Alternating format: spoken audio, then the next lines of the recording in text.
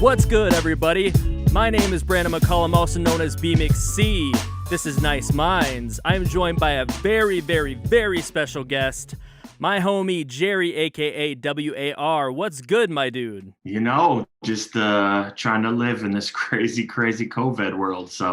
But I'm doing good. It's been a crazy year, my dude, and I haven't seen you in probably since the last Halloween party, right? Yeah. I think that was the last time, and then we kind of got into winter. I went into hibernation, and Yep. then boom, we were right into the madness, if you will. Yeah, and that was 2019. Yeah, to give everybody a backstory, we met in 2001.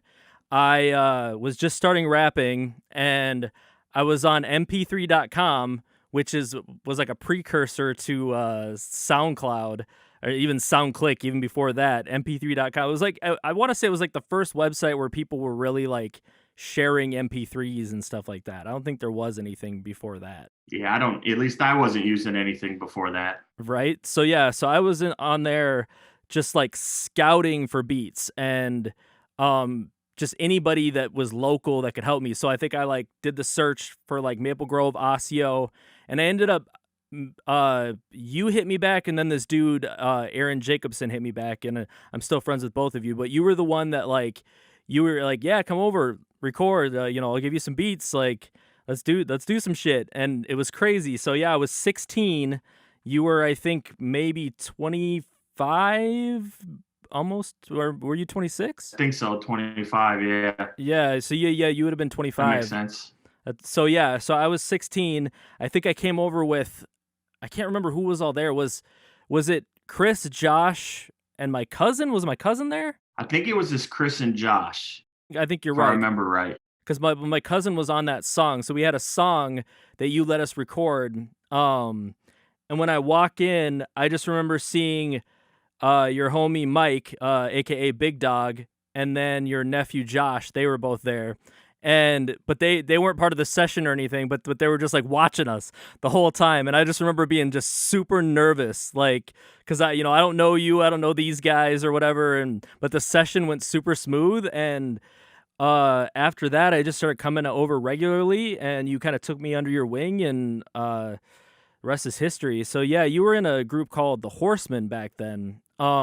What's your history with hip Yeah. hop? Like when did you get started rapping? Oh man. So I think the whole thing for me goes back to when I was a kid.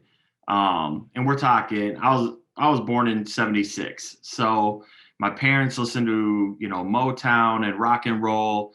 And I think in the early 80s, one of my cousins came over, and he had a boombox, we would break dance and all that. That was the thing going on. I was super into it.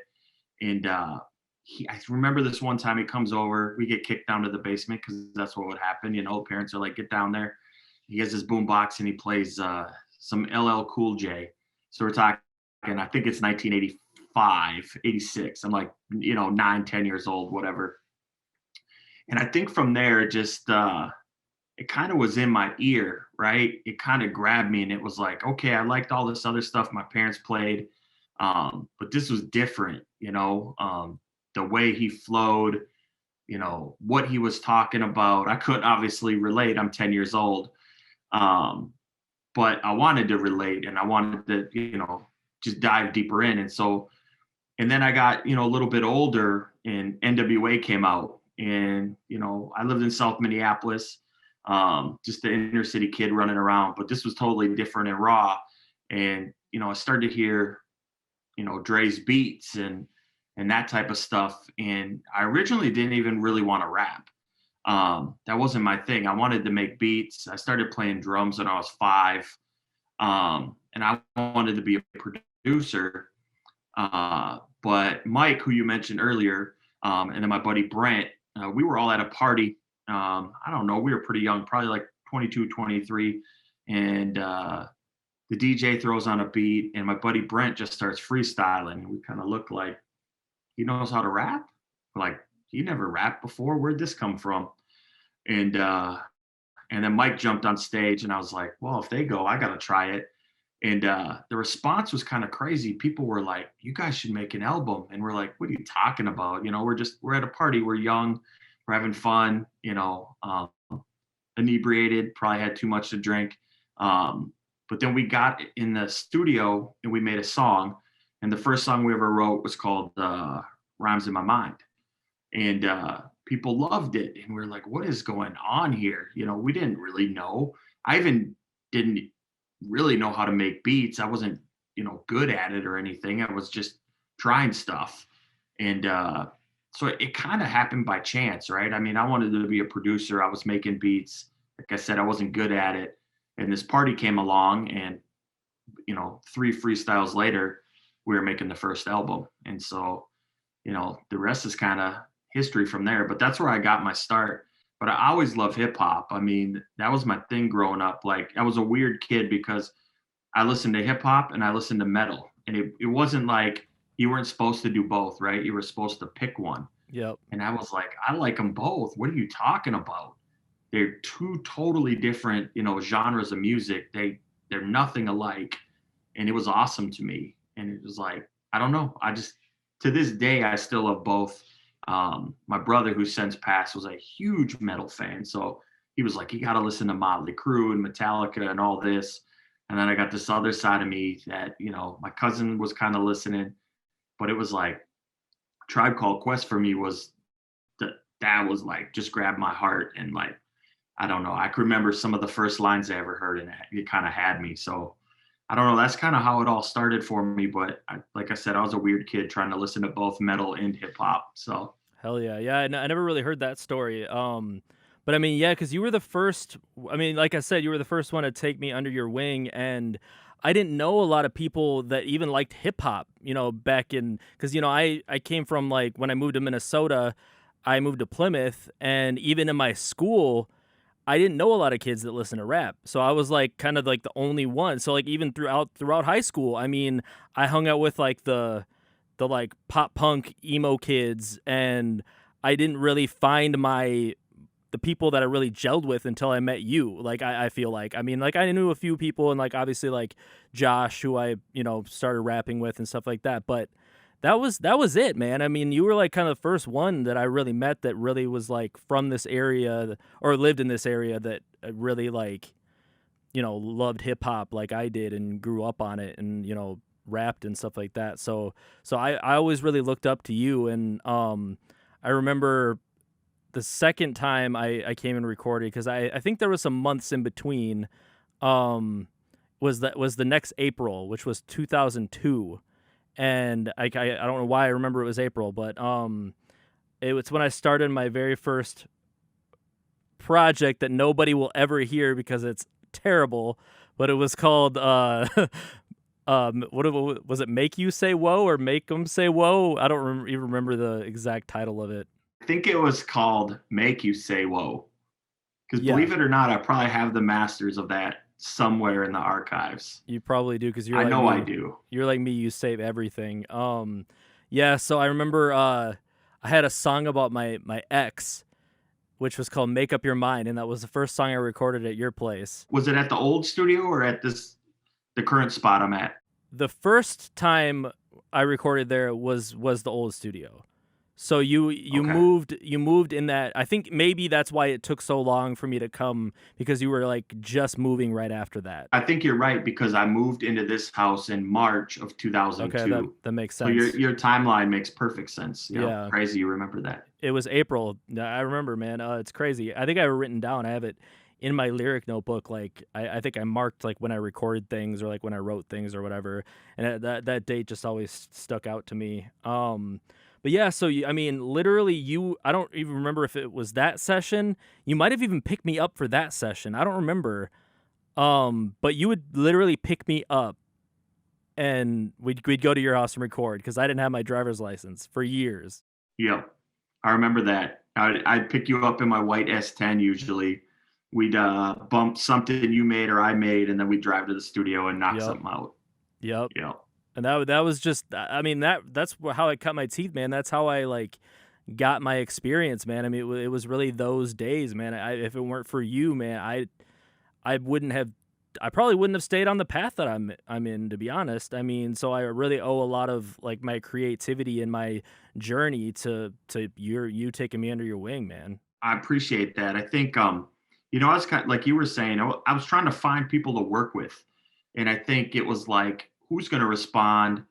Because a lot of people would say, let me get a beat. And then you'd say, okay, I'll give you a beat, whatever. And you never hear anything from them. And so I think with you, it was different because you communicated. And I think that's one of your strong suits is like you would hit me up, you were consistent with it, and even if I didn't talk to you for a month or something, you usually are on point to say, hey, I have this going on. I'm going to get back to you at this time. So I think that was a big part of it that then, the happenstance of the way we met then turned into like, you know, where we could work together and do stuff.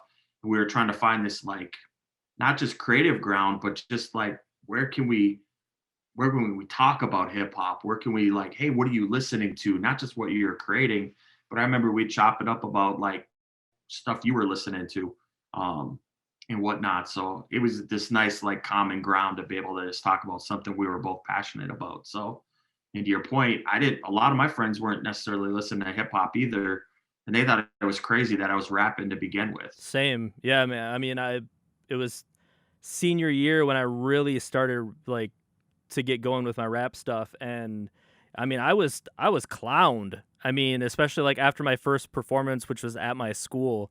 I mean, I was just clowned because I mean, I don't. It's crazy how much hip hop has really gained steam in the last 20 years. I mean, because when you really think about it, it was like even back then, it was people in the burbs, they weren't really rocking with it yet, man. Like it was rare, and it's weird. It just 20 years ago, you know.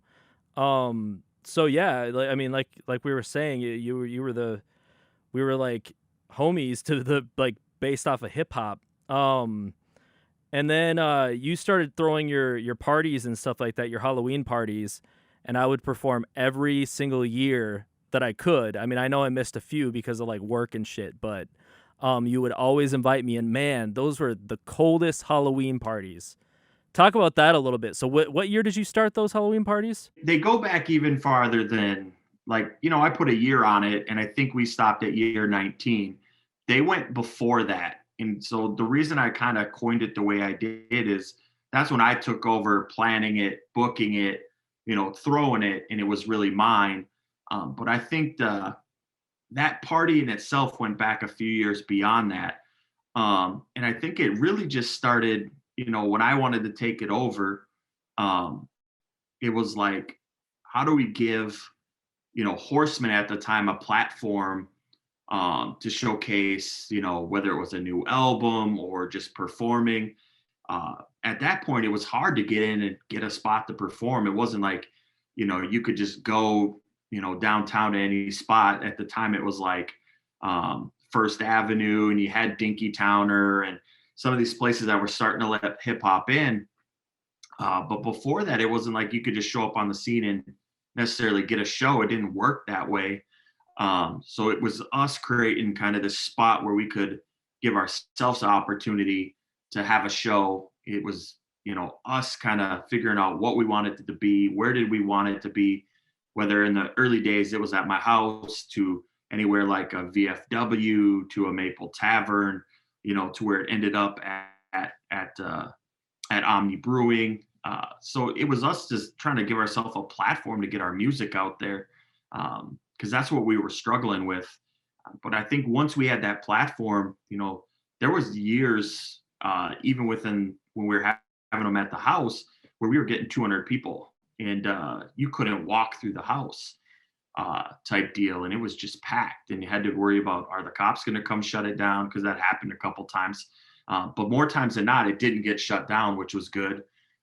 So it was odd the years it would, but yeah, it was all about just creating that platform of like, how do we have some place to get our music out? And then it was about how do we start to showcase, whether it was you or, just other groups that we had connections with that come out. And it wasn't even always about music. Sometimes it was about comedy. My buddy Corey Adam and Jeffrey Ryan Rogers, they came out and played a couple times. And Corey Adam now, just to see his growth and him get bigger, and dude had like, I think like a top 5 comedy album on iTunes Oh within the damn, last couple of I years. didn't know that. And so yeah, and so to like give him a a platform to do his stuff and see him grow. So it was really about music and comedy and trying to like pull those artists together. And at the end of the day, we ended up having some really big artists perform. But more times than not, it was who's the repeat type folks that are going to perform, and you were definitely one of them that was on the bill.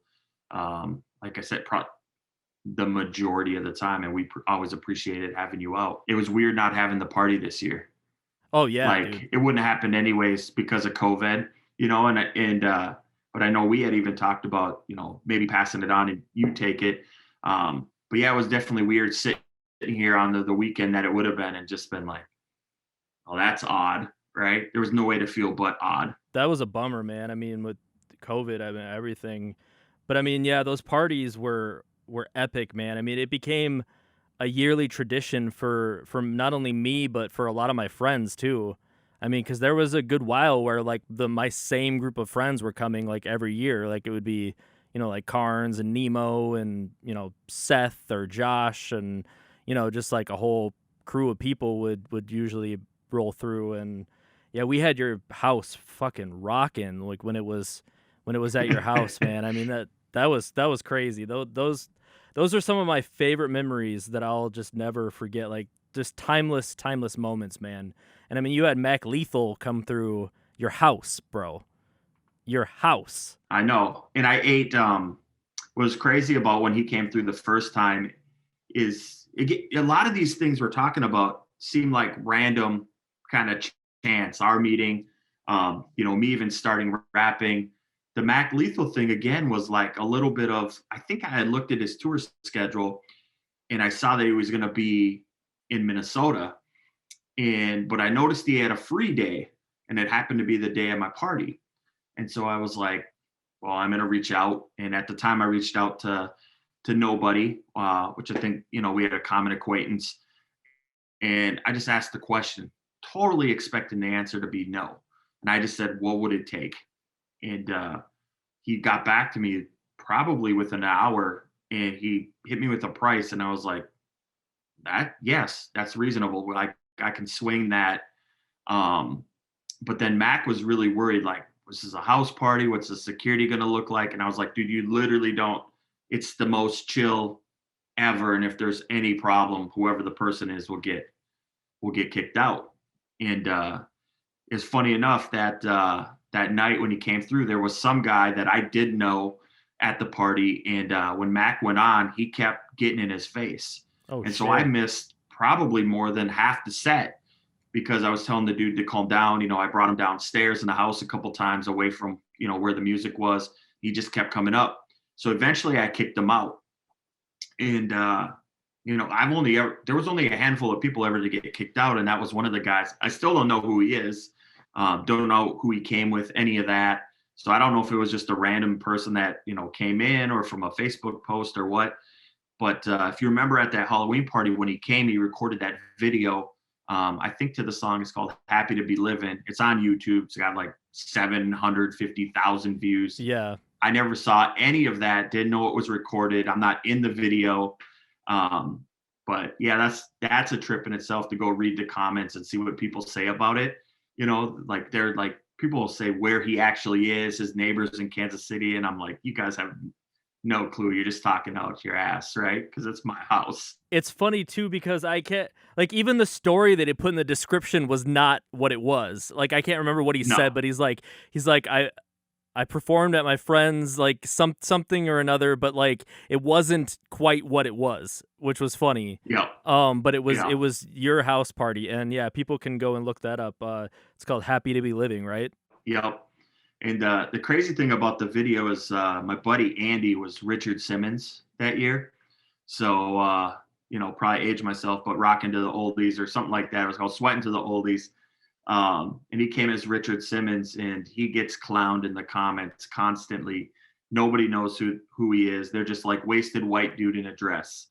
And so it's pretty funny just to read through the comments. And then the second time we had Mac Lethal, my buddy Andy dressed up as Richard Simmons again. So I thought that was pretty funny. That was the last Halloween party, the one that the last one I was at, 2019, and the last one you had.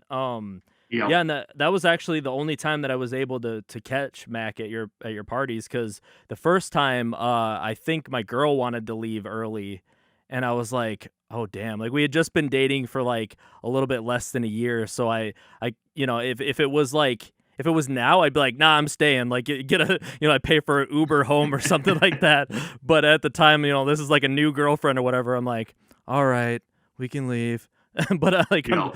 in the meanwhile, I'm, like, kicking myself like, "Damn, like, miss Yeah. freaking Mac Lethal." But yeah, man, I mean, like, back to the 2020 thing, like, 2020 has just put a damper on everything. Cause yeah, I mean, I was kinda gonna take over hosting the Halloween parties with you, and, um, it just kinda put a damper on everything, bro.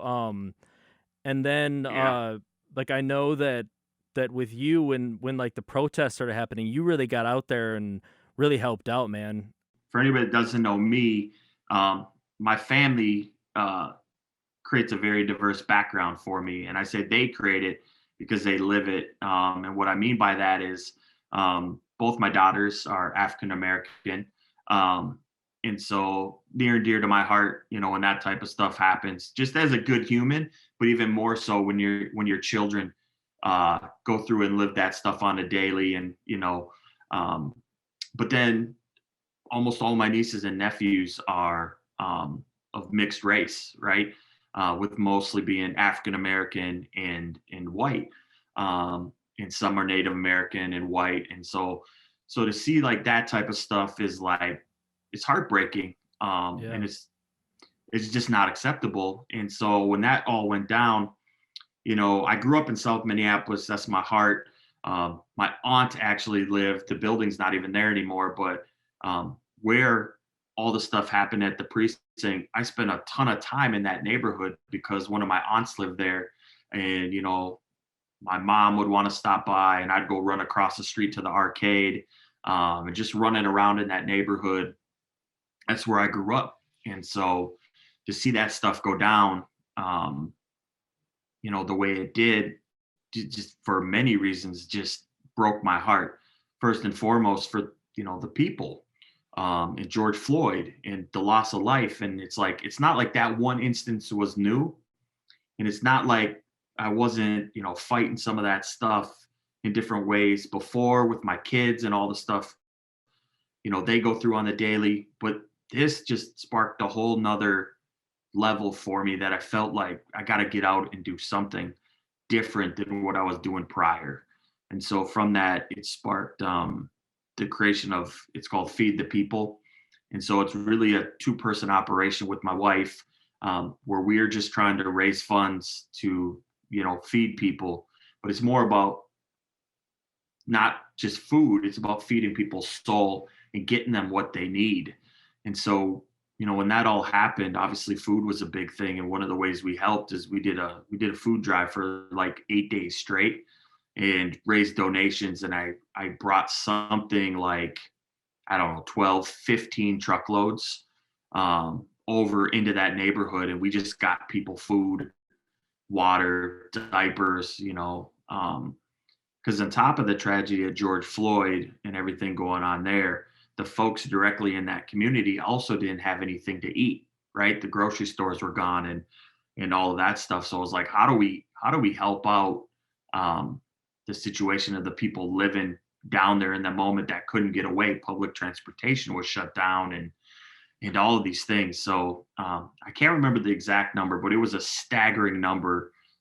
Something like $12,000 we raised in that time Oh, and wow. brought over there and gave directly to the people of that, the neighborhoods there. And so that when I look back at this year, it's like if I achieved nothing else, that accomplishment in alone is like success to know you helped out that many people.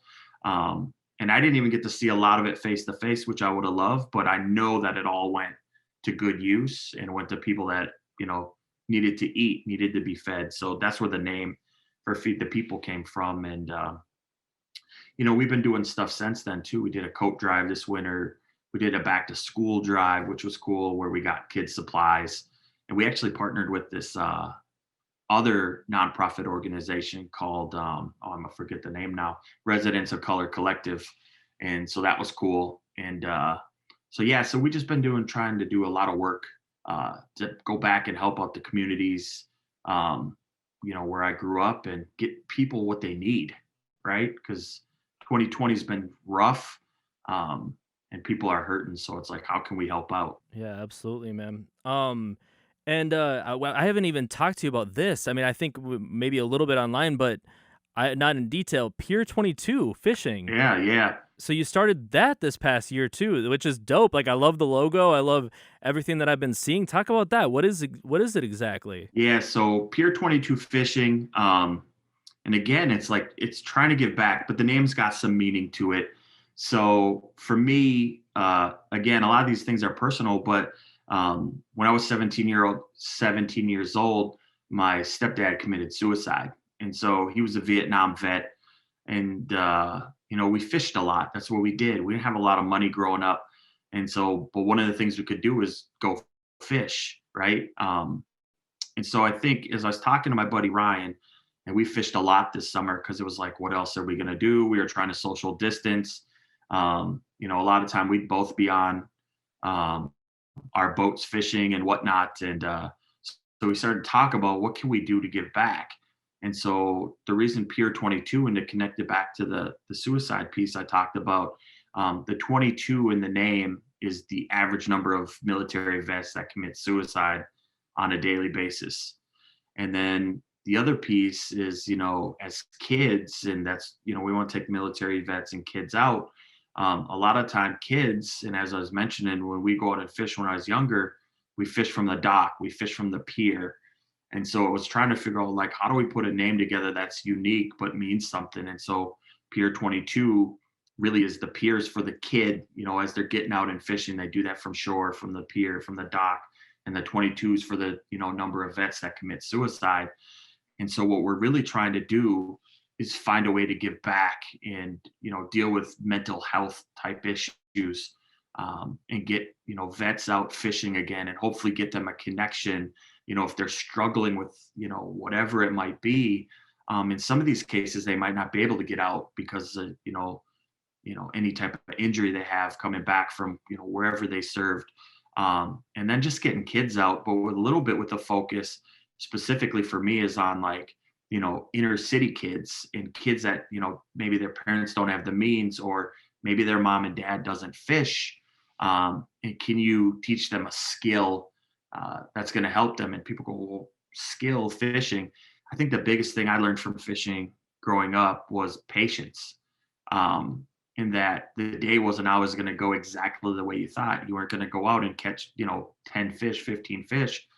You might go out and catch nothing. But I think there's lessons to be learned from that, is to work hard, because all that work will pay off, as you learn more about, like, what it is to fish. And that skill set can be taken and applied to other parts of life too. It's not just about fishing. That virtue of, like, patience can pay off, and not realizing not everything comes today. It's about building. And so, so right now it's me and three of my other buddies, Ryan, Josh Meyer, and Josh Lobbs, and we're really just trying to build this thing up and see where it can go, and hopefully one day even make it into like a fishing company where we have lures and our own rods and all this type of stuff, and but then still at the essence of it all being able to give back and get people out to fish, and then deal with the mental health pieces that are they're just prominent in our world because all the craziness that goes on. So that's what that's about. And really just trying to find ways to give back. I think I've realized that being a rapper is awesome and helps me vent and is my therapy. But I'm probably never ever going to be a multi platinum selling artist, and that's okay. So how do I find other ways to give back, and my own mental health? It feels good to be able to do that stuff. So yeah, it's a release for me too, to be able to help folks out. That's amazing. I mean, and yeah, not only are you teaching them patience and stuff like that, but I mean, also just catching fish. And I mean, do you like cook it with them at all, or like, teach them those type of skills too? Yeah, we'll get into all of that type stuff.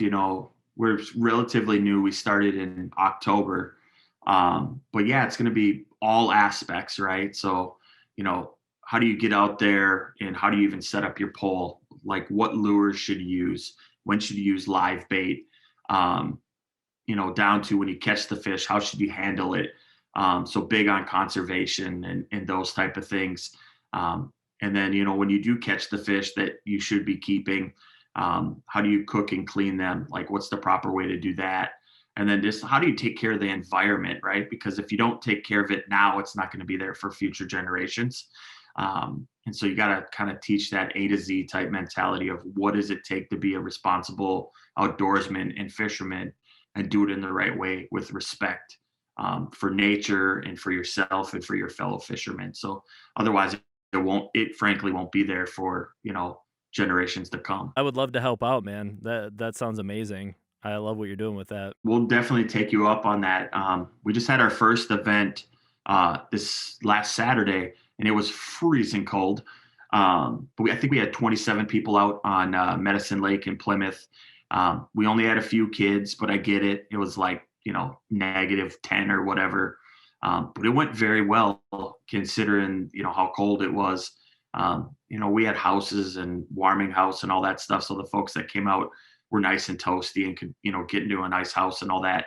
And that was crazy because we had a lot of people help us out with, loaning us their fish house for the day or a heater and all that stuff. So it went really well. But excuse me, I think the next time we have folks out, it'll probably be a little bit warmer, probably in the spring here. So we'll get you out and get you on some fish. So for sure. That's what's up, man. Yeah, it's been a minute. I was trying to think of the last time I've been fishing, and probably since I was in my late teens, early 20s, probably. So at least like 15 years, probably. But I mean, when I was a kid, man, I mean, especially when I first moved to Minnesota, that was my jam. I mean, I would like, when we would go up north, at my aunt's cabin, and I would just stand on the dock. That was like my thing. I was always on the dock fishing, or out in the boat with my dad or my uncle fishing. I mean, I was just obsessed when I was younger. I don't know why I didn't continue as I got older, but I guess life and hip hop happens, and just got out of that. But it's something I've been meaning to and wanting to get back in. So I feel like this would be a good excuse to dive back in if you needed any help with anything. For sure. We'll be in touch. We'll need the help. And just to get you out, I think would be good and experience some fishing and put you on one. So, that was the craziest thing with this last year. I got to fish more than I ever have before. And I took my son out quite a few times, and he got on some pretty nice fish. And to see his excitement was pretty crazy. I think we were out, it was maybe May or June, and he caught his personal best largemouth bass. And man, the look on his face when he hooked into it, it was nuts. Like he was like, "Help me reel it in," and I was like, "No, this is all you." And then he got it in, and like I don't know, I'll send you the picture, but his face in the picture is just like this look of enjoyment and excitement and like just accomplishment of like, look what I did. And so now that's all he talks about is like, well, man, I can't wait till we can go out again and bass fish and I can catch a bigger one. So he's got the fever now. That's super dope, man. Hell yeah. So I mean, yeah, so you kind of discussed where you want to take Pier 22, but are you doing anything creatively lately? Like have you been working on any beats or music or anything? Yeah, that's the other thing. I mean, this whole thing with 2020 is like, I think a lot of people, obviously it's gotten them down and rightfully so. People have lost jobs, people have lost loved ones, people have been sick. Being at home, people have been depressed, anxiety ridden, all these things, right? And Right. so for me, I think, I try to be in the studio, not so much writing, but I have been making beats quite a bit. And I think I have 10 that I've made since the onset of COVID. And I really try to take my time and, not that I rush stuff before, but I feel like I have more time to kind of tweak them and get them to where I really want them. And part of it was even like, instead of just sampling as much, it was like playing bass lines and, just really getting in and tweaking the drums even more than I have in the past. So got away from a little bit of just, using samples, which was a big part of, my beat making kind of process and got a little bit more into like trying to play different pieces and just perfect it a little more, right? I never feel like any of my beats are finished. I always feel like I can go back and add on more, Yep. um, or I'll want to remix it or I want to change the drums or whatever. And I was able to take that time. So yeah, I think I got about 10 that are finished. And most of them are up on SoundCloud and whatnot. And then I probably have another half dozen that are like in the works. And so yeah, so I've been doing that too. Not as much writing, which I feel like I need to get more into. I almost feel like I'm in this space though where I should just let it go. But if I write some stuff, I'm probably gonna lose a decent amount of friends. And use that term weird because you're like, if you lose somebody and your friend, were they really your friend? But I Right. got so much to say based off everything that went on this year. I just got to get to a spot where I can write it in a way that I want to, but not have it lose any of its edge as well. So, because this year's been definitely crazy, on the personal level as well. So, I think one of the crazy things that happened this summer is my niece got shot Yeah. by her boyfriend. That was crazy. That was on her birthday, right? On her 30th birthday, right? Yeah, it was on her 30th birthday. And so I can remember it very vividly, even though it wasn't that long ago. I got back from fishing that day and I was exhausted. I was sitting on the couch and I was out for like 12 hours. And I think it was like 10 o'clock on a Saturday. And my phone rang and it was my sister, Angie. And I was like, well, this can't be good. Just like she doesn't call me at 10 o'clock at night. And the first thing she said is she said Liz has been shot. And I go, what? You're like in shock, right? I go, come what? And she said, yeah, I'm driving there right now to her house. And so I didn't know she alive, dead, didn't know any of that. She just said she was driving there and she was trying to get details. Um, and it's just crazy because once we couldn't even talk to her at first. They wouldn't even tell us where she was because they didn't know who the shooter was. They didn't know if he was still on the loose. And so when I called the hospital, they were like, "No, she's not here." Like I was like, "Well, I know she's there. The police officer told me she was there." And I get why they do all that, but that was nerve wracking to go, "Well, what's going on?" And so all that was just nuts and whirlwind because we didn't think she was going to make it. And then when they said, okay, she's going to make it, then it was, she's not going to walk. And then, it's crazy. The sentencing for the guy was today. Oh, Um, wow. and so it's just been this like whirlwind of emotions. And I mean, she's a super strong person, to the point where now she's walking, she's Damn. got a walker, but she's walking, and we didn't even think she was going to live. And she's got her own place, and all these things. So like the event in itself is nuts because it stemmed from domestic violence, which is again another avenue to like go out and try to do something to make an impact there.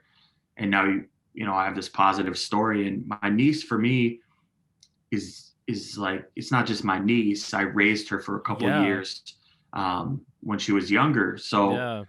trying to explain all that to the doctors, like, well, this is my niece, but also I was the one that had custody of her until she was 18.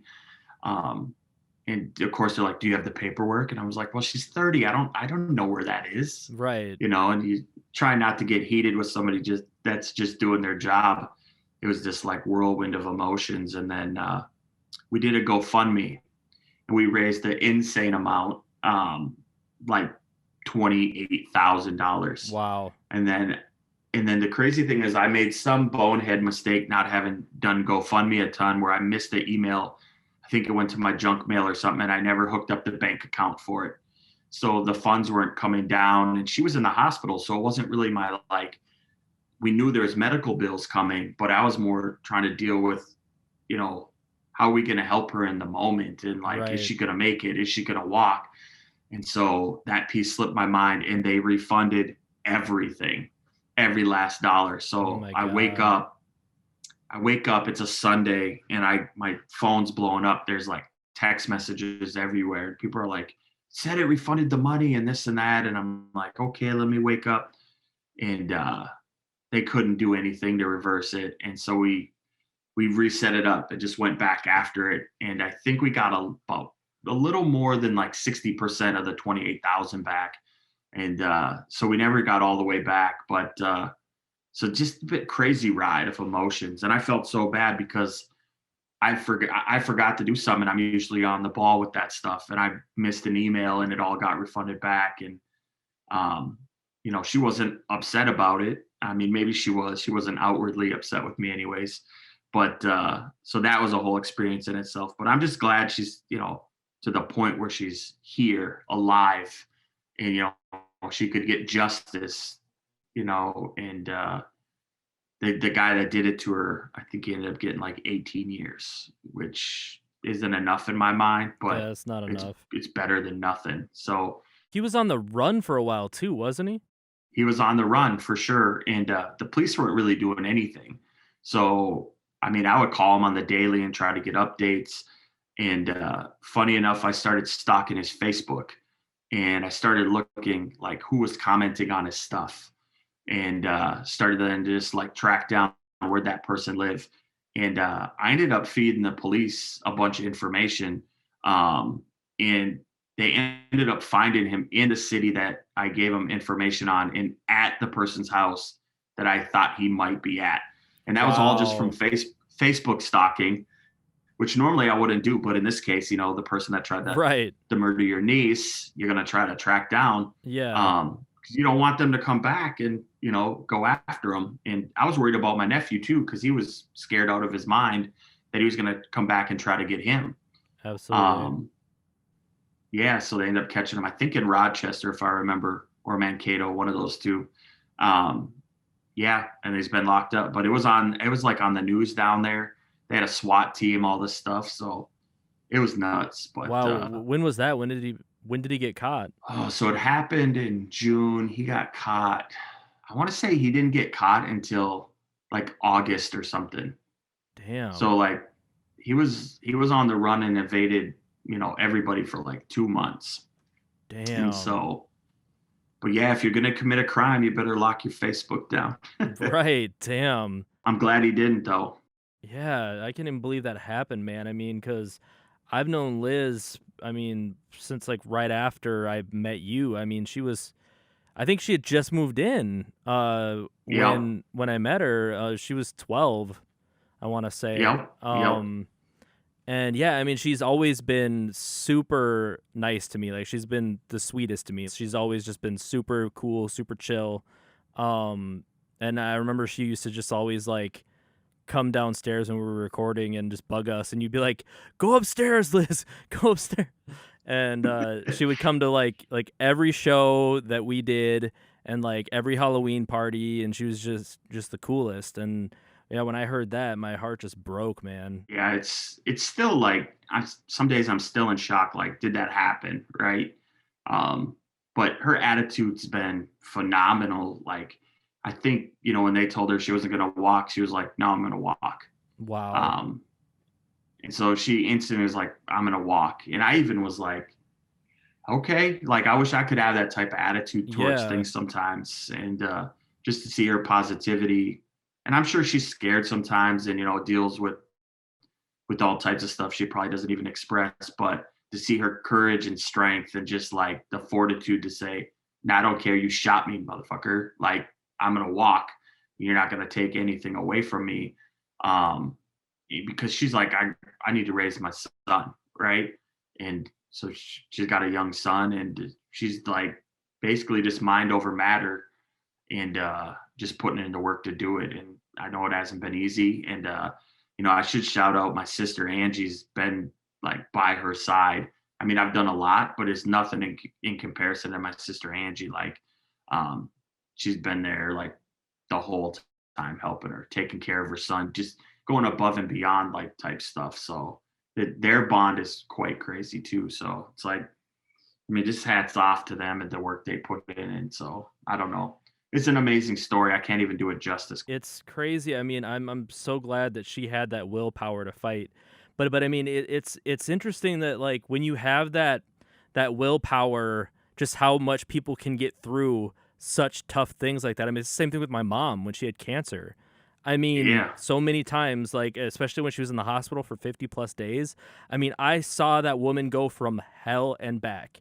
And the whole time she's like, I'm not gonna die. I'm gonna live through this. Like I'm gonna, and she's still here and she's still kicking. Yeah. And same thing with Liz. Like when you have that drive and that willpower to live through something like that, I feel like it's I don't know. I mean, I don't know what I believe when it comes to like God and stuff like that, but it's something with the universe and something with mind power and stuff like that. And like when people have that sort of like I'm gonna do this, they do it. You know? I think there's something to be said for like that positive mindset and being able to, it's not just will your way there, but it's like putting that work in Yep. to get yourself there. And it's all, again, it might be small steps certain day, Right. especially when you got, when you're dealing with cancer or a health ailment, but to build on it every day and like have that mentality of like, okay, I didn't feel great today, but I'm going to push it tomorrow and I'm going to get to wherever I need to get to. I think that just changes a lot. And so, I mean, I'm sure there's some scientific study on it somewhere, but I just feel Right. like having that positive mindset, whether it's like with health or, the drive to get wherever you are, I think that piece is huge. And then it's setting your own expectations a little bit to be like, okay, I'm not going to get there tomorrow, right? I know it's a grind. Um, and just setting yourself up to succeed that way. So I think a lot of people fail because they might have a goal, but they think they have to get to it tomorrow.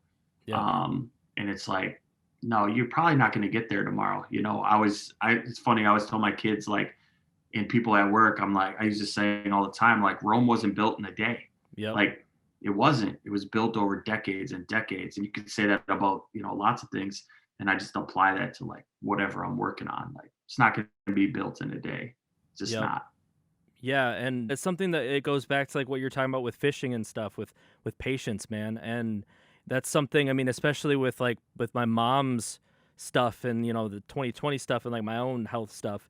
Like it's really like what you're saying, like it's something that I've had to learn really over the last like couple years is, I might not get to where I need to be tomorrow, I might not feel the best, today or tomorrow, but like next week it could be better as long as I just keep putting that work in one day at a time, and it just giving myself the patience and the grace to just get through those tough moments, and yeah, it's stories You know, like Liz that really like, you think about it and you're just like, damn, like that's, it's inspiring, man. Like it's tragic, but it's really inspiring, like the human spirit, the other thing when you're talking about like this positive mindset is like not letting other people define your success, right? Yep. And you defining your own success. So like, I talked about earlier, like, yeah, I'll probably never be a multi-platinum selling artist, but I still think I'm a successful, hip hop producer and artist because I think, you know, I've influenced somebody at some point with the music I've made. And to me, that's success. It doesn't need to be, again, on this like grand scale, because like my success could influence somebody that goes on to do something and they could then influence somebody to do something.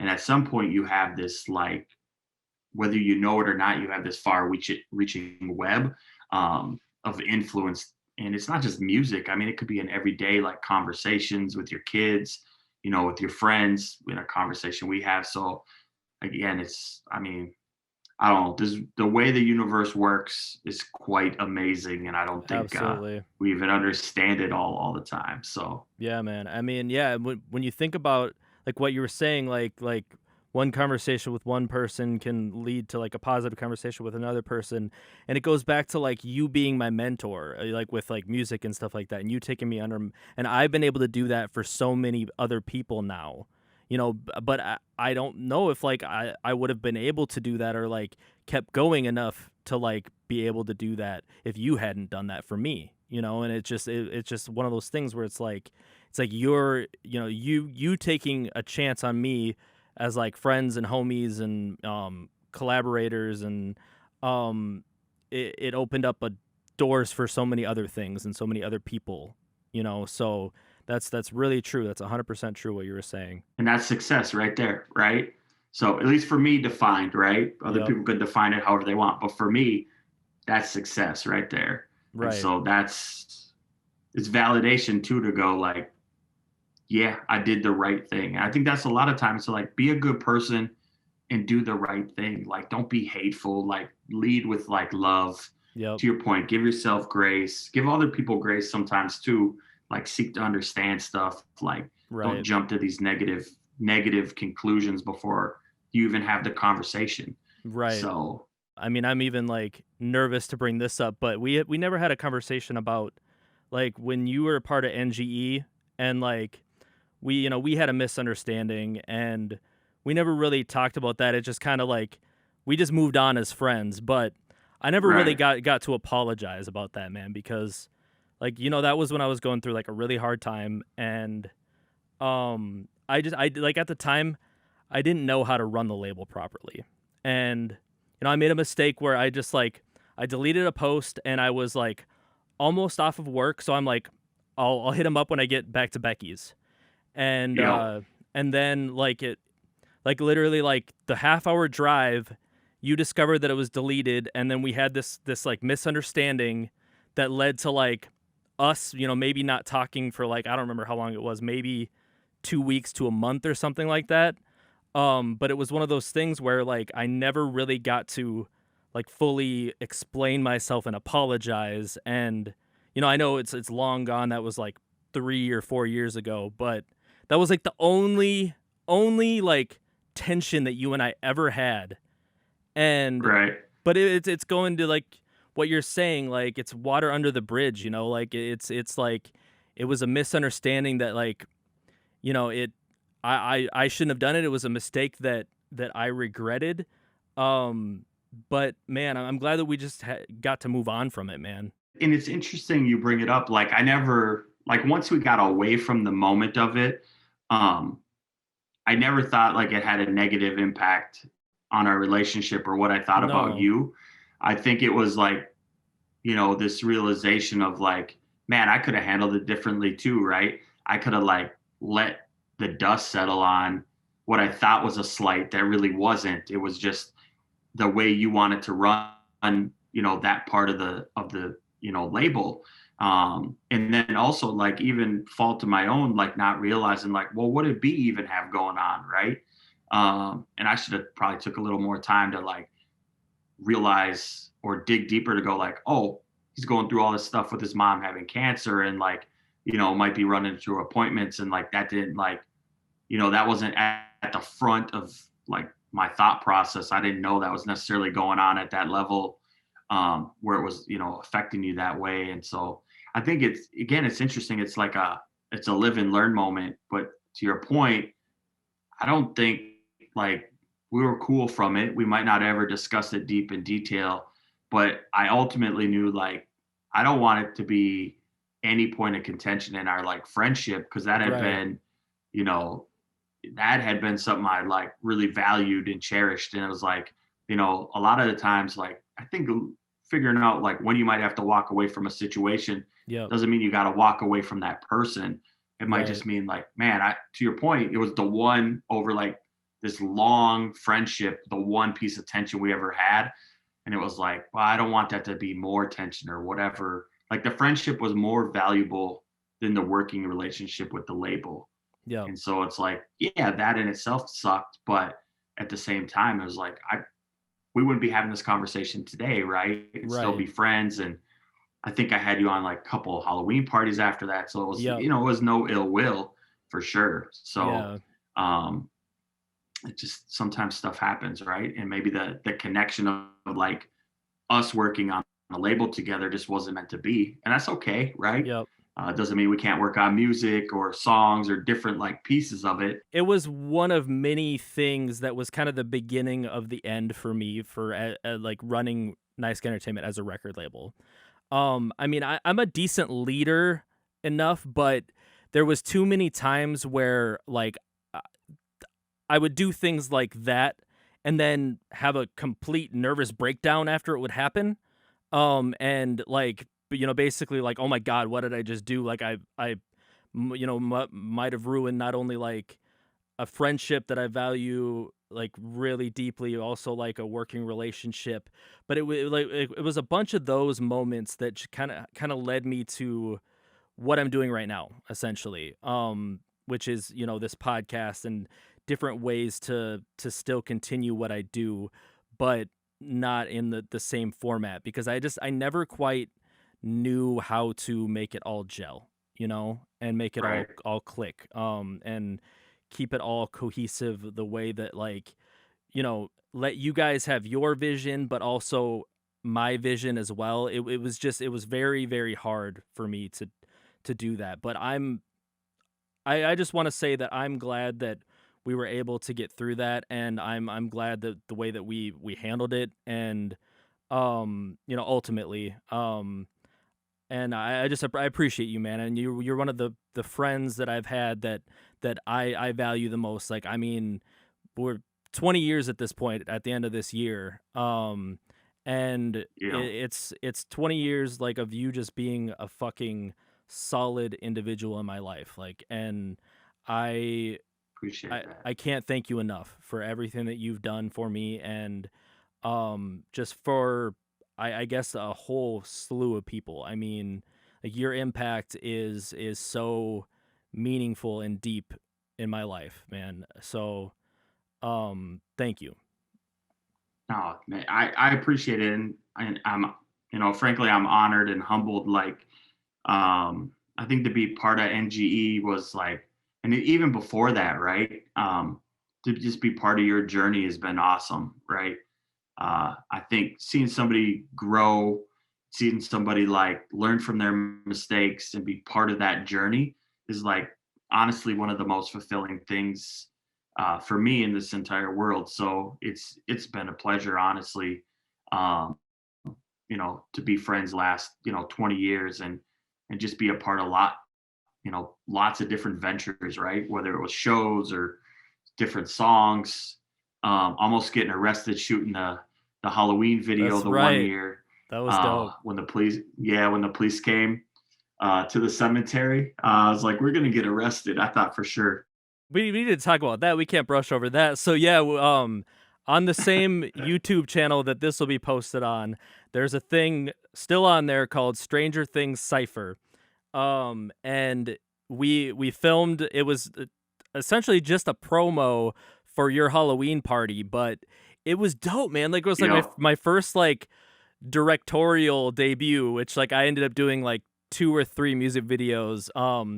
But it was like one of those visions that I had that, like, completely came to life, and it was super dope. And we had just gotten done. I think we were done. We hadn't finished. Had we finished, or We had? were close to done. We were Okay. gonna shoot the outro, and we hadn't yet got to that yet. We were about to set up for it. It probably would have taken us another minute or two because I think 2JD had like in his head what he was gonna say, and he was gonna do the outro, and then all of a sudden we saw the police lights flashing, and Yep. it was like, okay, what do we do, right? So then I think we are finally just like, flashed our flashlights. He came over, all that jazz, and he's like, you can't be in here, yada yada, and it's like we're just shooting a video. And it was weird, if you remember, he knew He my name, recognized you. Yep. No, yeah, he or knew your name. something. Yeah. He knew your Yeah, he name. knew my name, He called and you I think he had Jeremiah. ran. Yeah. Yep. So I think he ran the plates or whatever from my vehicle. So he knew it was me or whatever. And then, I think my oldest daughter had been in some trouble like right before that. And he was the officer that came to the house or whatever to bring her home when she got in trouble. So he like remembered me, and I'm like, oh, great. My daughter gets, brought home for getting in trouble. And now I'm apparently in the cemetery doing something illegal, Yeah. even though we didn't know it was illegal. We weren't really doing anything other than shooting a video, Right. trying to make it look creepy, right? Halloween theme. But that was nuts. So Yeah. I thought we were going to get arrested for sure. I wish I would have gotten that part on video. Like, I wish I would have just, like, snuck it and, like, just kept it rolling. Kept rolling. That would have been dope. But I mean, yeah, luckily we weren't like some punk kids or whatever. We were respectful or whatever, and he was just like, "Yeah, you guys just need to leave." And then I think Yeah. we shot the intro part that ended up at the beginning of the video at, like, across the street or something. And then Yep. yeah, Yep. and then we were done. But yeah, and then we shot a follow-up video the next year because my buddy Kyle, who I also interviewed for this, he let us rent out what was that place called? Um, Yeah, I don't even know what it it's a was. community center, but it was just like this, and I knew that I was like, this is gonna be perfect, and it was like this creepy building that I knew like it wasn't creepy in the day, but like I knew at night it would probably be creepy, and he let us essentially rent the whole building and do whatever the hell we wanted. And there was like this perfect room that had this stage where it was like this kitchen, but it also had like a stage. I think it was like it used to be an elementary school or something that they converted to like a Something, yeah. community center. And so yeah, it had this stage and we used that and we did oh man, that was an epic. That's called Ghost Kids. And people can watch that as well. But that was like my second music video uh directorial endeavor, but man, we've done some dope shit, bro. Yeah. And that night was really fun. To your point, that building at night was creepy. It had an old like boiler uh down in the basement or whatever. And Yep, I'm in that video. Check it out. I'm one of the clowns dancing. I'm not a yep, clown. I was wearing some mask. I can't remember. Pip Boy from Fallout yep. was rocking that. And but anyway, that was super fun to shoot. I didn't know what we were doing. I just knew I was gonna, try to show up and contribute and figure out how we made it creepy. But it turned out great. Like that also was super fun. So That was fire, man. Yeah, man. I mean, in the past 20 years, man, all of our collaborations have just been epic, man. And I want to figure out more ways that we can collaborate and we can continue to do stuff, man, because it's just been a pleasure. And I hope that we go for another 20 to 40 years, however long we're living. I hope we keep on being homies and keep on collaborating. no, for sure, for sure. And I think there's been lots of different like ways we got pulled together. Like if you remember, Big Jess hit me up, and I think he hit you up, and he put us together on honorable mention, not even knowing we were on the same label and working together and all that stuff. So like, Did he I not think know there's that? thing. I don't think so. Maybe he did. I mean, he'll correct me if I'm wrong, but I remember he hit me up for honorable mention, and he was like, "Hey, I got a track for you. I want you to do the track with this guy B McC." And I go, "Yeah, yeah." I said, "I know Brandon, whatever." I was like, "I'm on the same label," and he's like, "Oh, word," So maybe he knew. I don't know if he remembered or whatnot. You maybe expect him to remember with all the stuff we were doing over the years, but I don't know. But that track was super fun too. That track Like, is fire. I um, love that track. yeah. It's so if you guys haven't peeped that, it's all about being an old rapper in this game. Obviously, I'm old, my beard's all gray now almost. So um but yeah, you should definitely put a link up to that too, because Oh yeah, no the doubt. craziest thing is we did that at a Halloween party, and Nerd D came up to me and he goes, Yo, let me know when that song comes out. He goes, "That's fire." And I was like, "It's already out, it's on honorable mention." And you know, for him to like say one of your songs is awesome and he likes it, I was kind of like, "Thanks, dude. Appreciate it." Oh, Nerd D I asked never know about how that? to, yeah, yeah. And so I never know how to react when people ask you about that stuff. And, but yeah, he came up to me at that Halloween party and he was like, "Let me know when that comes out." I must have said something about like it's coming out soon or something, but Oh I think it yeah. was already released. Maybe he just didn't hear me right, but yeah, he came up and asked me about it. There's a funny part too. If you go back and listen to the recording, it's totally. I think at the beginning I say something about an AAP card, Mhm. and I think I think I don't know what the right saying is, but my wife corrected me. And she said, that's not the right term for it or whatever. She said you forgot an A or something, and I go, well, that's all the better because we're talking about being old rappers in this Oh game yeah. and whatnot. So I think it's if you go back and listen, I say it incorrectly apparently, but whatever. I think you said AAP and it's AARP, right? Yeah, I think so. Somebody will like tell us right in the comments at some point. And how many times have we done it live? Like at least 2 or 3, right? Yeah, I think at least two or three for sure. Yeah, because I know we did Yeah, it at one of your Halloween parties and then at my mom's benefit show. I know for sure we did yeah. 2 times. I messed up at your mom's benefit show. I didn't. I think I freestyled something I wasn't supposed to, but nobody knew because I think that was the first time we did it. And like always, I don't know, when I have a new song, I always forget the lyrics. And I just freestyled something about being old. But I remember I messed up. So That was it's that was funny. a that my mom's benefit show was dope. I also had Kenny Gray on here who was a part of her benefit show. But yeah, I mean, I remember you slapped on your hat and you're like, everybody throw donations in here and I'll match it. And I Yeah. think people threw in like $300 or something, and you ended up matching Yeah, it. yeah. Um, yeah, because Yep. and that night we ended up raising like 3 grand or something crazy like that. And man, that was dope. I really appreciate that because you ended up donating some stuff for the silent auction too, right? Yeah, yes. It was a bunch of I'm a beer snob. And so I pulled a bunch of stuff out of my beer cellar and donated that. And I can't remember. I think Seth bought it, if I remember right. And like I had thrown like a beer, like a book about beer, like a coffee table book, and just a bunch of different like beers in there or whatnot. And so that was fun, yeah. And funny enough, I think I he ended up buying what I brought to the auction, and I ended up, winning. I guess is the right way to put it. What he put in the auction with the tattoo stuff, which I haven't Oh got yeah.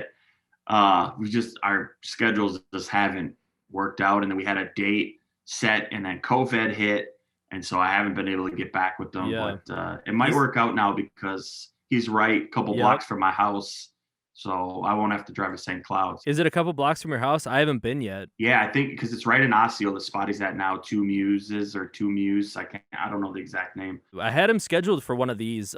He's gonna be on at some point, but he had to cancel and he wants to reschedule, but he never rescheduled. So at some point I will be getting Yeah, him on here as well. He is the nice. homie. He's done my one and only tattoo, and I want to go back for more because now I feel like I feel like I'm gonna get half sleeves at some point.